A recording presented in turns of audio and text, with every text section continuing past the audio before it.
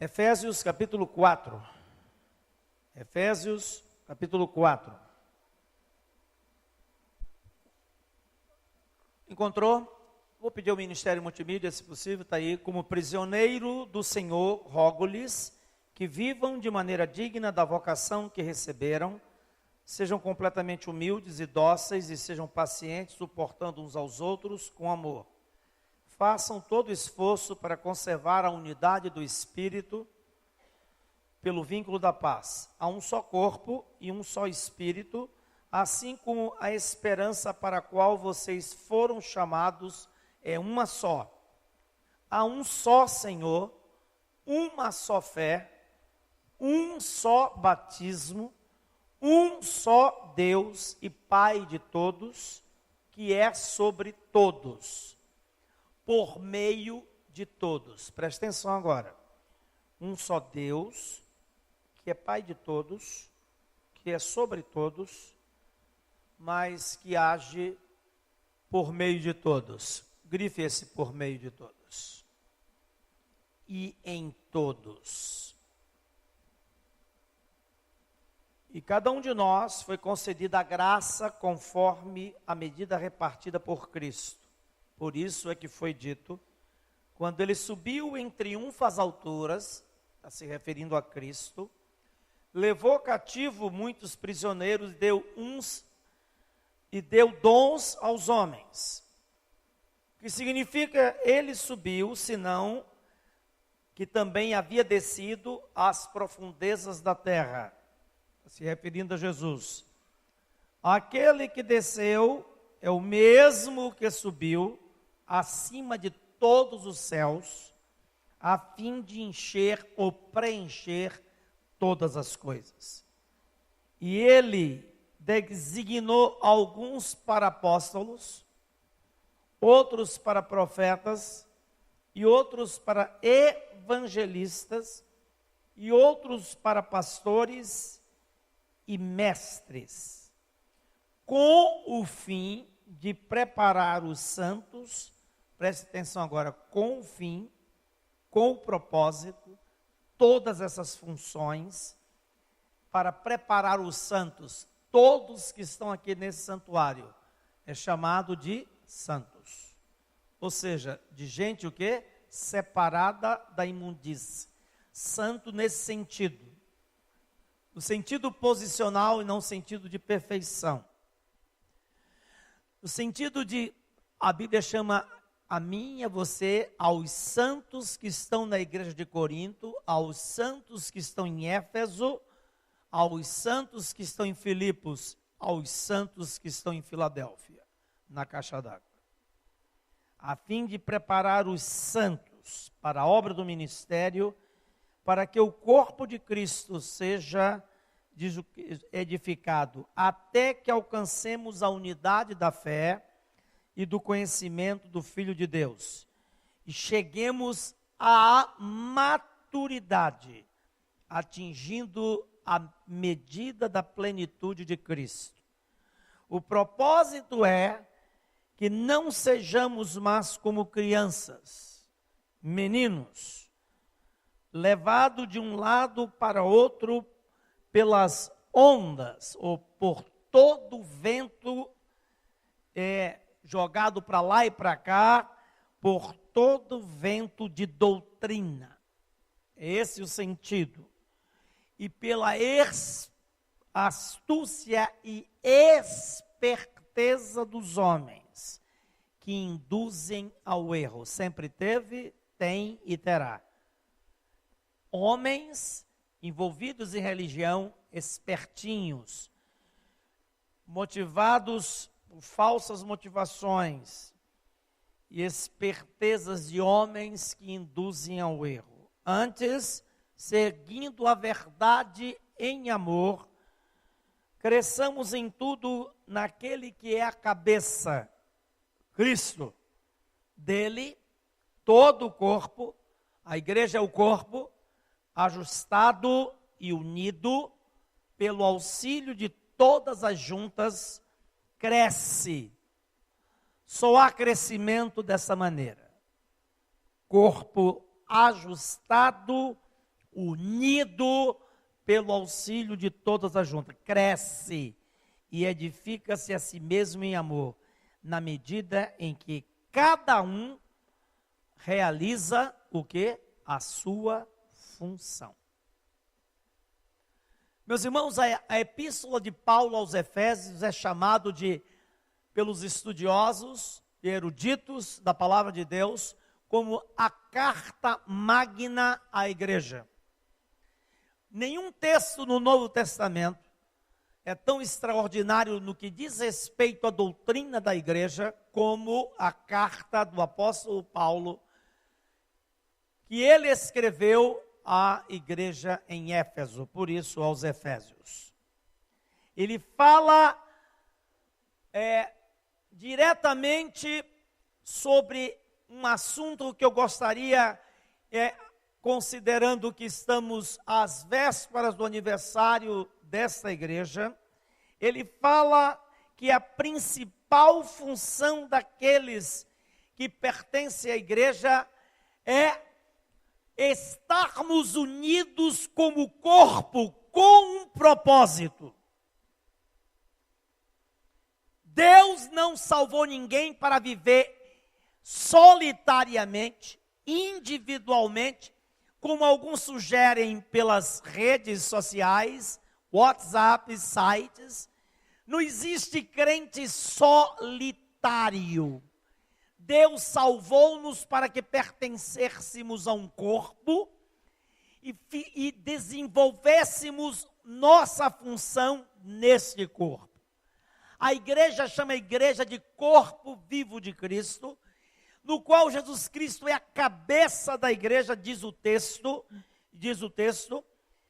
e a palavra de Deus diz o seguinte: antes, seguindo a verdade em amor, cresçamos.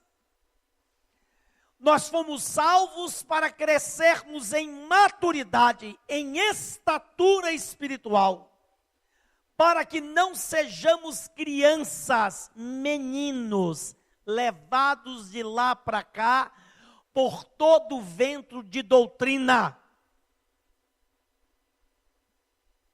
por homens, por pessoas que induzem milhões ao erro, através da sua esperteza. Para que isso não aconteça, é necessário que a igreja, ou seja, os santos, que a Bíblia chama-nos assim, diz o texto, é necessário que haja um esforço, capítulo 3, para conservar a unidade do Espírito. Afinal, o apóstolo Paulo diz que é um só Senhor, uma só fé, um só batismo, uma só esperança. O apóstolo Paulo é extraordinário. Ele diz que só assim nós teremos um vínculo de paz com Deus e uns com os outros. Olha que texto maravilhoso. Diz o texto: há um só corpo. Não existe, eu agora sou salvo, eu vou servir a Deus do meu jeito, à minha maneira. Deus nos salvou para pertencermos a um corpo, a fim de edificarmos mutuamente. O apóstolo Paulo diz exatamente isso, quando no versículo 16 diz: dele todo o corpo, e eu tenho um corpo, você tem um corpo, e dá para entender essa metáfora. Meu corpo tem centenas de membros aqui, dezenas, alguns eu não vejo, mas existem. Seu corpo é um corpo, mas muitos membros, pés, mãos, membros internos, pâncreas, sistema digestivo, sistema respiratório, rins, baço, etc. Muitos, e a Bíblia diz que apesar de muitos, eles estão interdependentes e nenhum pode sobrepujar o outro e dizer que é melhor do que o outro. As mãos, diz o apóstolo Paulo em 1 Coríntios capítulo 12, não pode dizer aos pés: não preciso de vocês. Nem as mãos são superiores aos pés, ou aos braços, ou outro órgão qualquer. Os ouvidos, apesar de estarem nas laterais, diz o apóstolo Paulo em 1 Coríntios capítulo 12, não pode dizer aos olhos, que está na parte frontal, eu sou melhor do que vocês, e não preciso de vocês. Porque no corpo, todos têm uma função, e o capítulo 4, versículo 16 desse texto, diz que a igreja só cresce dele todo o corpo, ajustado e unido. Ah, meus irmãos, se há alguma coisa que Satanás vai operar, é provocar dentro do nosso meio, dentro da nossa igreja, desunião. Tenha discernimento. Veja de quem procede. Veja o perfil de quem está desenvolvendo isso. Abra seus olhos. A Bíblia diz que não há condições da igreja crescer, dele todo o corpo ajustado e unido pelo auxílio de todas as juntas, porque os membros do corpo são interligados uns aos outros. Cresce e edifica-se a si mesmo na medida em que cada um desempenha a sua função, na medida em que cada parte realiza a sua função. Ah, seria uma tragédia.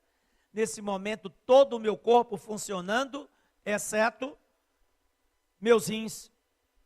Eu não poderia estar aqui.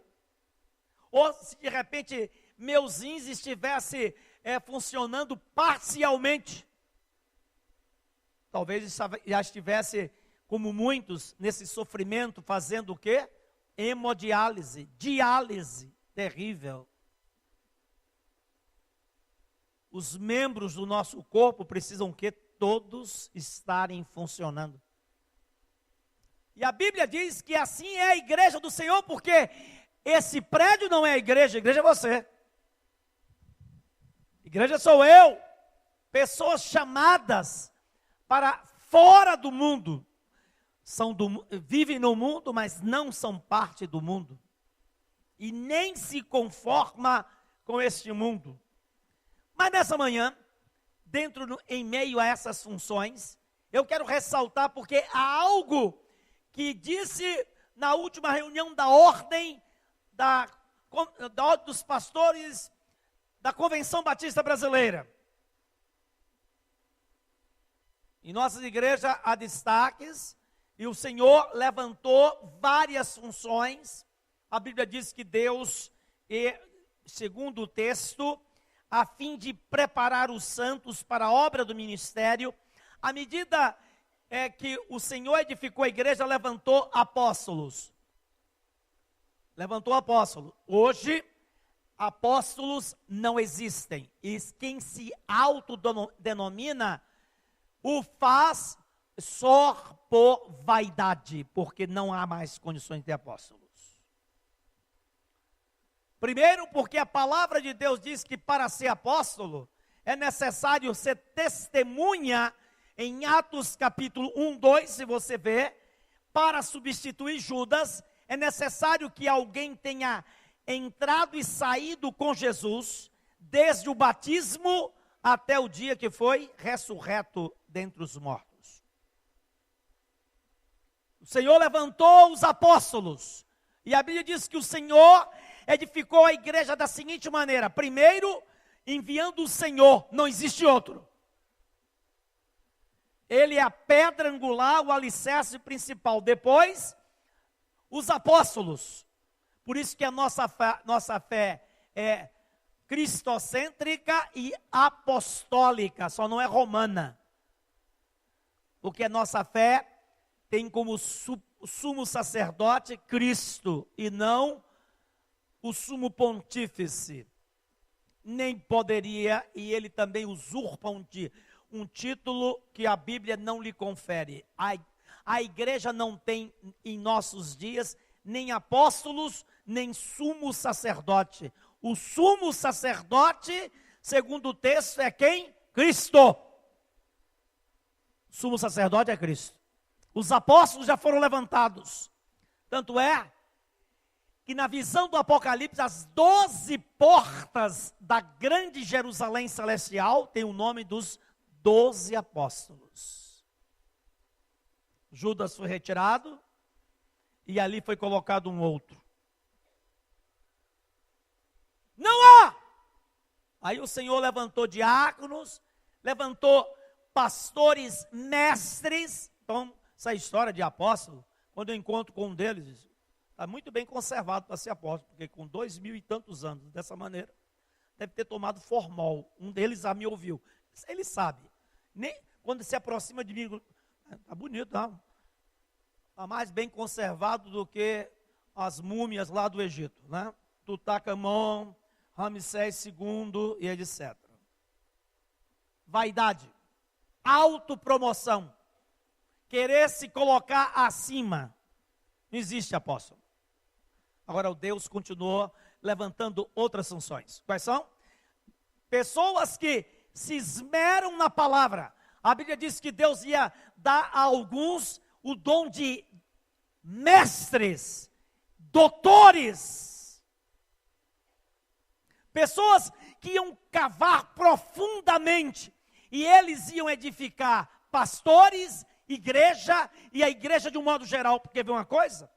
O apóstolo Pedro reconhece que Paulo está acima dele, era um doutor, devido a profundo conhecimento, se humilha. Olha só, ele diz, há pontos difíceis de entender, mas que Deus deu a Paulo a sapiência de ser doutor. Eu o conheci ao longo da minha vida, uns 2 ou 3 ou 4, existem uns 3 notáveis. Pastor Nicodemos, extraordinário, que pretende aqui, Russell Shedd, chamado, enfim, Luiz Saião, dá para se contar nos dedos, uns 5 ou 6, Deus dá um conhecimento, uma sabedoria grande, pastores doutores, pastores mestres, eles têm um conhecimento mais aprofundado nas escrituras, mas para isso pagaram e pagam um alto preço, para ter uma cosmovisão correta da palavra. Para quê? Para que Deus quer esses homens, essas pessoas, essas mulheres? A Bíblia diz para quê? Para que o corpo do Senhor, a propósito de que não sejamos, a igreja não seja levado por vento de doutrina, pela astúcia e esperteza dos homens, nem jogados de cá para lá, ouvindo conversinha, profetada, novidade religiosa, achismo. Deus me falou, usar a palavra de Deus com as suas alegorias e dar interpretações pessoais. A Bíblia explica a Bíblia. Para que a igreja tenha maturidade, diz o texto.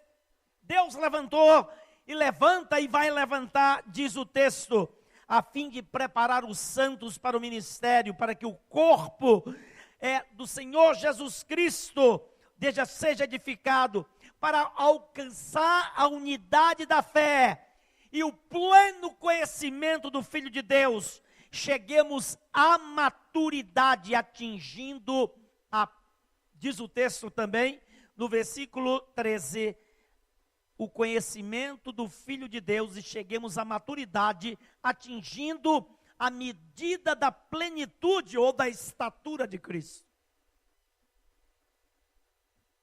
Para que a igreja tenha maturidade, Deus levanta e Deus coloca, e Deus dá uma unção, uma paixão, uma vocação específica para atender o corpo. E a propósito, a igreja como corpo, eu quero destacar alguns pontos a seguir para a nossa reflexão e a reflexão dessa igreja, a fim de resgatarmos algo que tem faltado na vida da igreja. Não dessa, De um modo geral, nós temos dado destaques a pastores, a mestres e a doutores. A igreja tem consagrado diáconos e diaconisas, e muitos na igreja, às vezes, almejam ser diácono ou diaconisa, mas há algo que Deus está perguntando a mim e a você nessa manhã.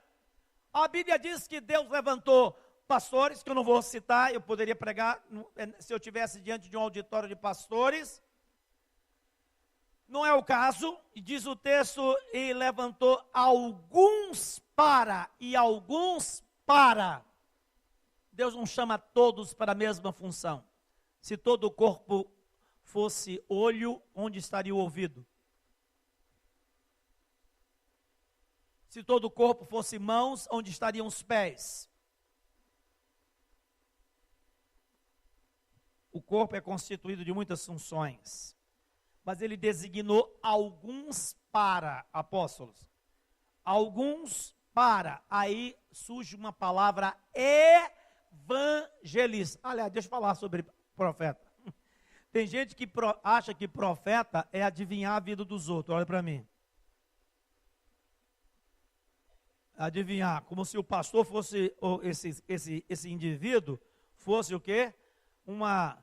Uma cartomante, um tarólogo. Entendeu? Bom, profeta, estou vendo aqui que está entrando aqui, olha para mim. Mutretada maligna para impressionar você. Se eu estiver num auditório de 10 mil pessoas, imagina eu na televisão, ou num auditório de 10 mil pessoas, e aí alguém diz assim, o profeta, estou vendo aqui que entrou aqui, que está aqui dentro, uma pessoa essa semana que se desentendeu com o marido e com a mulher. Então, mas, claro, nem precisa. Num grupo de 1000 deve ter se desentendido uns 50. No mínimo. E aí o cara... Estou vendo aqui que tem uns... Imagina uma situação que tem aqui dentro uns 20 desempregados. Princesa, que história é essa? Que história é essa? E que alguém sentiu até vontade de suicidar. É normal, é verdade, tem. Ele revelou nada. Revelou nada. Deus revela. Não é assim, não. Não é fazendo promoção. E autoglorificação e autoascensão pessoal. Não é assim, não. Me chama particularmente. Olha, Deus. Não é para se promover e se autoglorificar. Não é assim, não. Pastor, Deus revela, mas a palavra profeta não é nesse sentido. Profeta, na palavra de Deus, levantou profetas, pessoas que conhecem a sua palavra e que revela a sua palavra no sentido do seu cumprimento, agora à luz da palavra e não uma nova palavra dentro da palavra ou fora da palavra. Jesus nunca fez isso. Jesus nunca fez isso. Os apóstolos jamais fizeram isso. Jamais fizeram. Eu não tenho autoridade para fazê-lo. Mas, nessa manhã, eu quero concentrar nessa função ali, para evangelistas.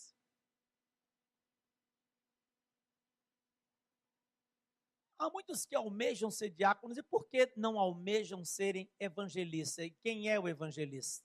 A igreja precisa, e o pastor dessa igreja, considerando que também a função diaconal dentro da nossa igreja foi ampliada e foi, de uma certa maneira, retornada à luz das Escrituras, eu gostaria que tivéssemos e dessemos aqui o destaque, e vou dar o destaque, igual ou maior do que aquele que é dado ao próprio diácono, a figura do evangelista.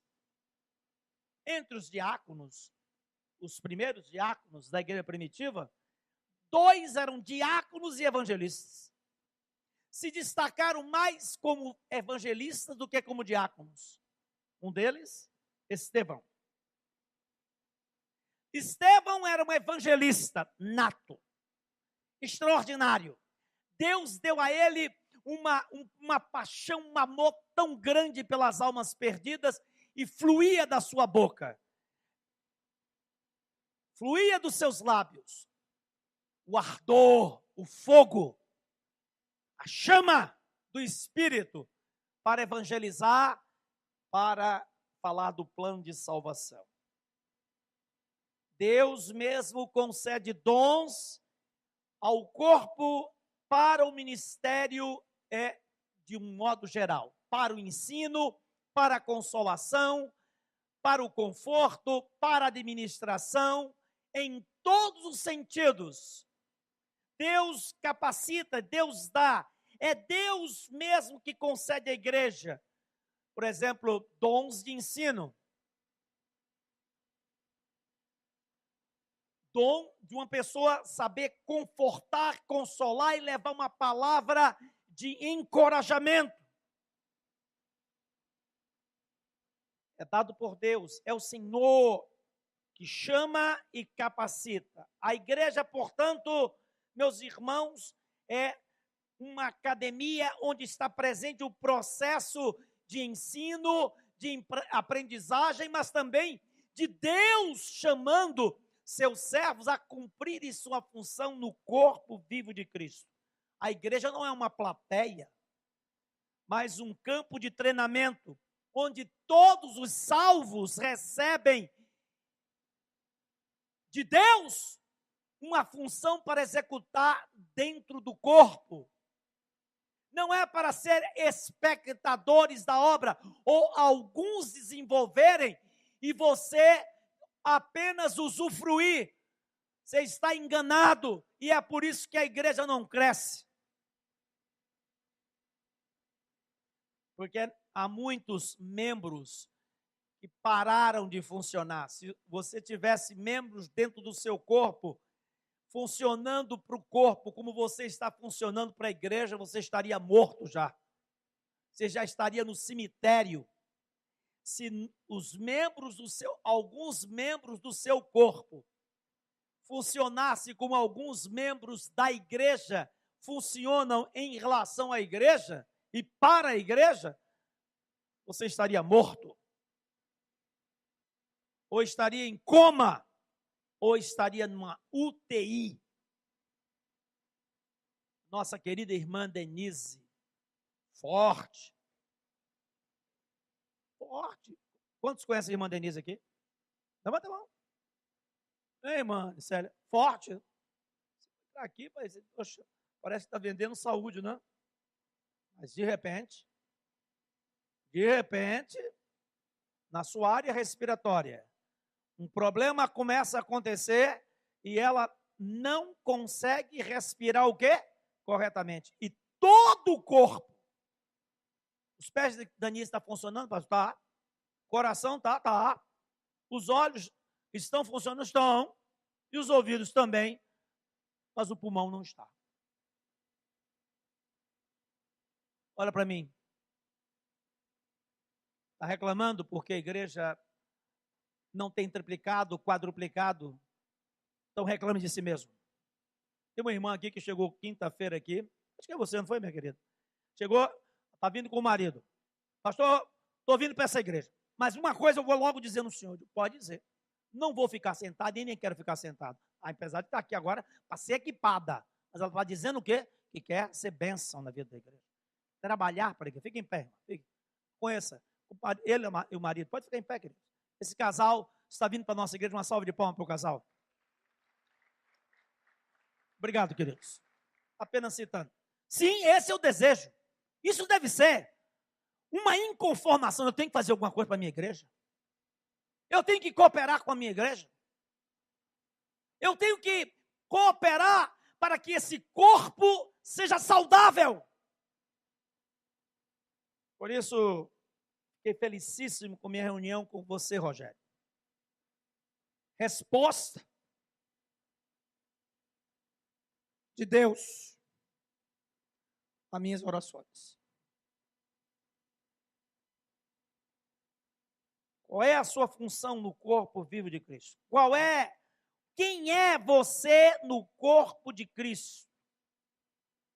E assim como no meu corpo há muitos membros funcionando, eu tenho que desempenhar o meu papel.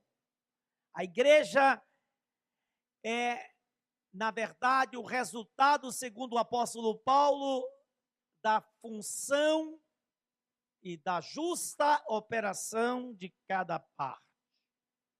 Os membros que desenvolvem suas funções não para sua autopromoção, mas para a promoção do Senhor Jesus Cristo. E há uma função que eu gostaria, que é a do evangelista. Queremos consagrar, preparar e equipar, e há um grupo de irmãos, aproximadamente, eu creio, 25, quantos, Rogério? Hein? Mais de 30 irmãos em nossa igreja, que estão sendo tocados pelo Espírito Santo, eu vi os nomes, para atuarem como evangelistas. Gente comprometida com fome e sede da palavra de Deus. Primeiro. Segundo, gente que quer se disponibilizar em busca das almas perdidas, que tem paixão pelos perdidos. Deus levantou um outro diácono, que era diácono e evangelista, Filipe. Lembra de Filipe?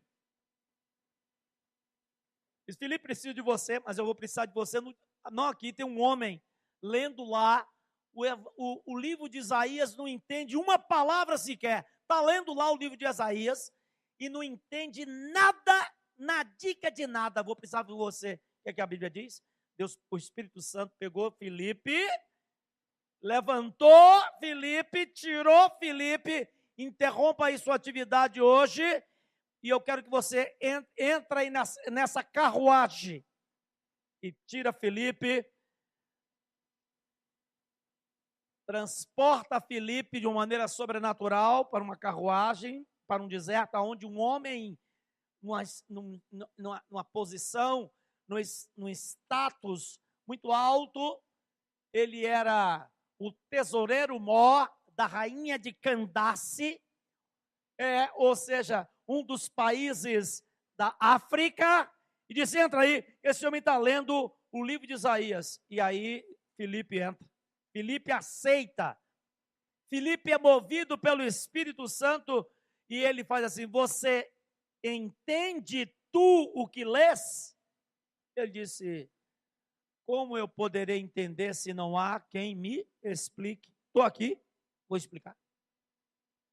E ele lia, e como ovelha muda foi levado para o matadouro. Nessa época não existia Novo Testamento, não existia Mateus, Marcos, Lucas, João, Atos, e toda essa explicação fantástica que nós temos, a Bíblia completa, nessa época não existia, existia apenas o Velho Testamento. E mesmo assim, não da maneira fantasticamente organizada, cronologicamente, enfim, ou por setores, por livros e etc. Não.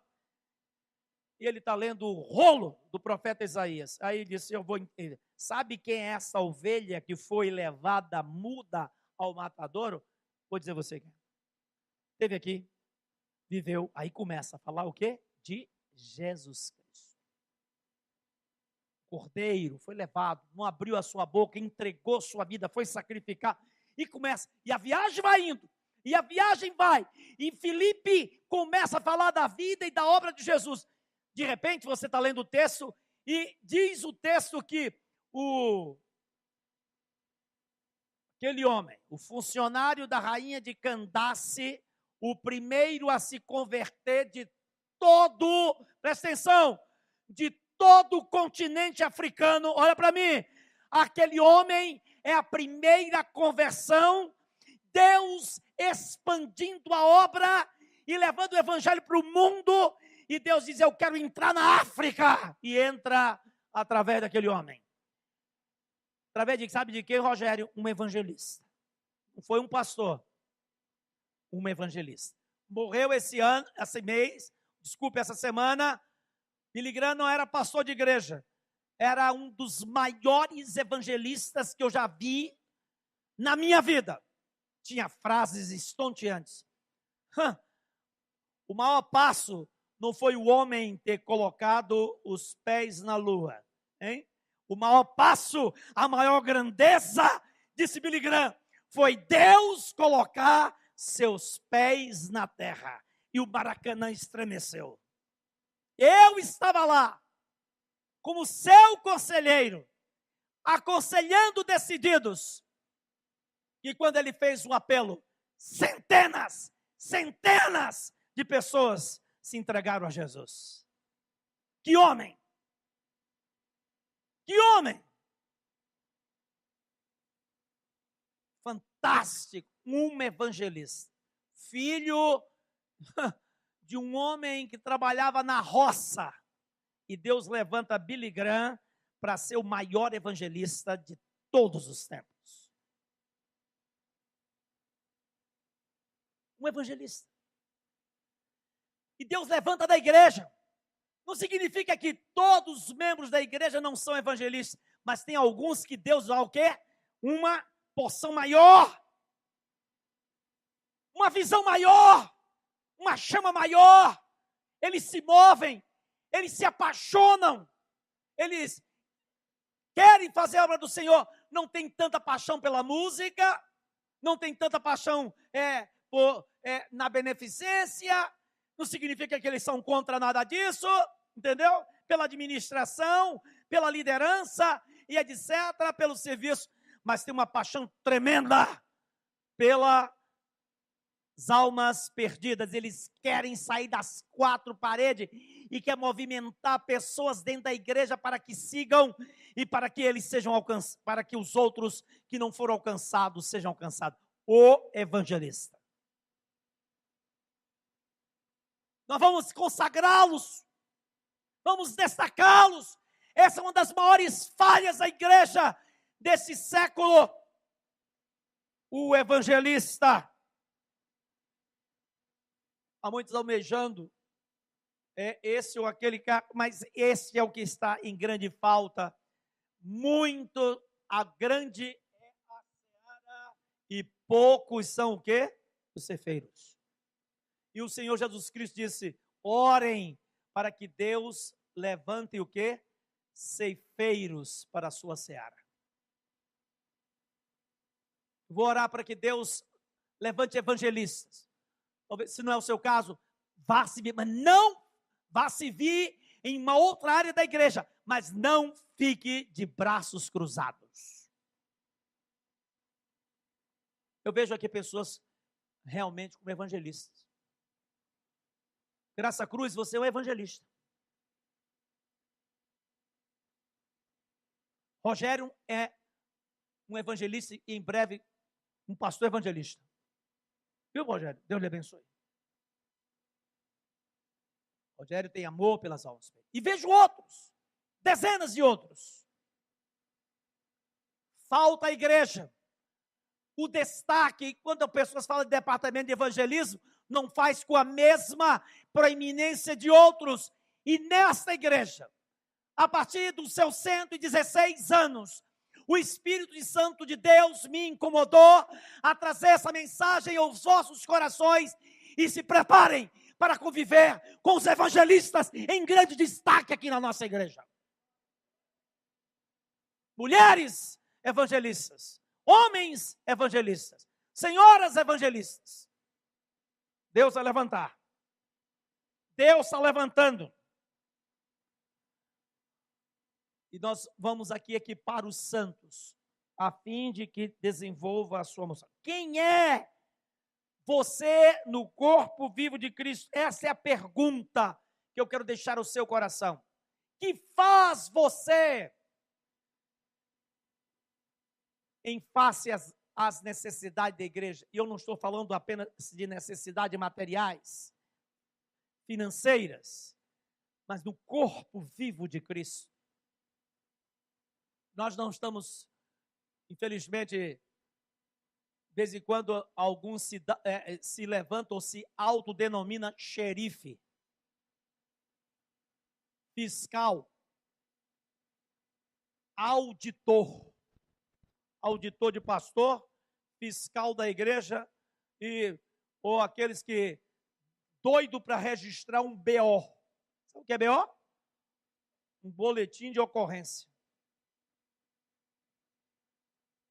Quero levantar aqui um boletim de ocorrência contra A, B, diácono tal, e um BO contra o pastor. Está pensando que não? Sim!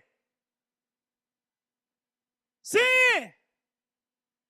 Fui chamado por um pastor em contato essa semana, em função disso, porque alguém aqui quis registrar um BO. Viu, irmã Silvia? Viu, doutor Edson? Um BO contra mim. Talvez eu precise de vocês. Mas mais do que isso, eu tenho um advogado, é o Espírito Santo de Deus, o meu Senhor Jesus.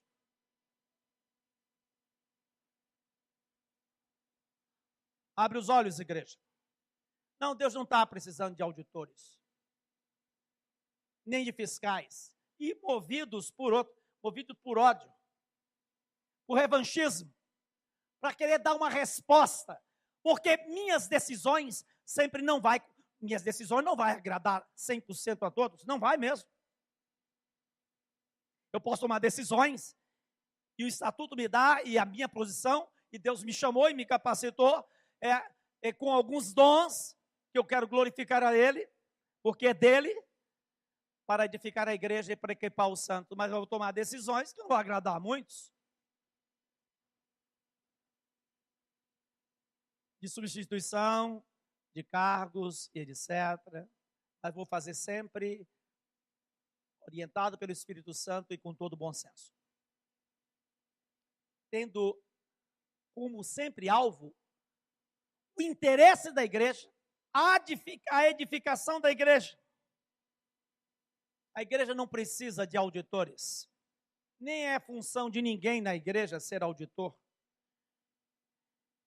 nem fiscal, nem xerife, de quem quer que seja. Nós estamos precisando de membros que executem e desenvolvam suas funções no corpo vivo de Cristo. Há muitos para serem confortados, visitados. Há muitos que precisam ser ensinados. Há muitos que podem abrir suas casas para funcionar um pequeno grupo de comunhão. Há muitos que Deus levanta, inclusive, para o ministério de intercessão, sabe disso? Para serem suportes espirituais, gente que leva a oração a sério as últimas consequências. Gente que tem o prazer de servir, de acudir, de gente que tem o prazer de socorrer, de trazer socorro. Deus levanta todos esses. E o verdadeiro evangelista, meus irmãos, tem o amor pelas almas pequenas. Felipe pregou o evangelho, mas certamente os milagres que Deus realizou através dele foram notáveis, mas precisou da vida deles. Eles não realizam milagres para fazer ou como um show, ou uma espécie de atrativo pessoal, ou para autopromoção pessoal. O evangelista é levantado por Deus para alcançar aqueles que não estão aqui. Por isso que Filipe foi sacado para levar. Foi por isso que Deus levanta pessoas para, de maneira especial, para acompanhar, como levantou Bernabé. Porque Paulo estava recém-convertido, mas precisava de alguém que o ensinasse, que desse a ele suporte espiritual. E aí, depois dele nascido, Deus levanta e capacita Barnabé para cuidar do recém-nascido Saulo de Tarso, que vai gastar com ele mais de 1 ano e meio, o ajudando até que Saulo se tornasse o quê? O que ele foi. Que coisa extraordinária. Mas precisou o quê? Alguém. Ananias disse, quando Deus disse, vai lá e chama ele, disse, quem é que se converteu? Saulo. Lembra de Saulo? Aquele homem obstinado, orgulhoso, aquele homem feroz, extremamente religioso, acaba de se converter. Eu cuidar de Saulo, nem pensar. Por quê? Porque Saulo não era uma figura, era perseguidor o quê? Da igreja. O quê? Você sabe o que ele fez com Estevão? Você sabe o que ele tem feito às igrejas? Aí o Senhor chama, você não sabe o que eu vou fazer da vida desse homem. E ele se transforma o quê? De Saulo para Paulo. Mas precisou o quê? De 2 vidas. Ananias e Barnabé. Que vai cuidar dele. Vai trocar as fraldas dele. No sentido espiritual, né? Vai abrir a visão a respeito da palavra de Deus. Leva ele para uma igreja, não deixa aí, você fica entrando no site e fica pesquisando aí umas mensagens que vêm pelo WhatsApp. Foi assim? Não. Para onde eu vou levar? O Espírito Santo diz, leva para a igreja de Antioquia. E lá ele foi ensinado, lá ele foi discipulado, e lá a Bíblia diz, a igreja era tão extraordinária. Para onde levar esse homem? Não leva para uma igreja qualquer, não. Leva para Antioquia. E lá na igreja de Antioquia, pela primeira vez, presta atenção, os discípulos foram chamados de cristãos. Os discípulos foram chamados de cristãos. Sabe quem deu o apelido? Não foi a igreja, foi o mundo. Disse, aquela igreja ali, cada um executa uma função. Mas tem uma coisa fantástica naquela igreja. Uma igreja com uma visão missionária. Foi lá que surgiu, Rogério, as viagens missionárias. E aí foram pedir a autorização da igreja de Jerusalém. E lá os discípulos foram chamados de cristãos, porque se pareciam muito o quê? Os discípulos se pareciam muito com Cristo. Por isso que falamos aqui, todo discípulo é um cristão, mas nem todo cristão é um discípulo. Você vai ver mulhões aí fora. Sou cristão. Cristão, hein? Nem conhece a vida de Jesus, a obra de Jesus, o ensino de Jesus. Mas todo discípulo é um cristão. Que Deus levante evangelistas. Que Deus levante uma pleiade de membros desta igreja com um grande ardor missionário, para darmos suporte, para termos uma visão maior da obra missionária, porque os evangelistas, de repente, eles contagiam a igreja com o ardor missionário. E precisamos de evangelistas para atuarmos aqui fora das 4 paredes. Aqui nas ruas, nas adjacências, nos lares, nas casas, a pessoas específicas. Que Deus levante, assim como diz a sua palavra, Deus alguns para apóstolos, pastores, mestres, doutores, diáconos, para o pastor não ficar sobrecarregado, para administrar a mesa dos santos, os desafavorecidos, as viúvas, aqueles que estão enfrentando dificuldades, enfim, mas Deus levantou o quê? Evangelistas. E esse ano, eu espero que tenhamos evangelistas como parte da liderança, do perfil da liderança, como parte integrante essencial na Igreja Batista Filadélfia. Mas evangelista é levantado pelo Senhor, né? Pelo Senhor, por paixão, por ação, e Ele designou e deu alguns para evangelistas. Por quê? Porque Deus quer que a gente tenha aquela visão que entrar no reino de Deus, o quê? É ótimo, mas entrar com os perdidos, com os nossos familiares, amigos, e aí entra a figura do evangelista.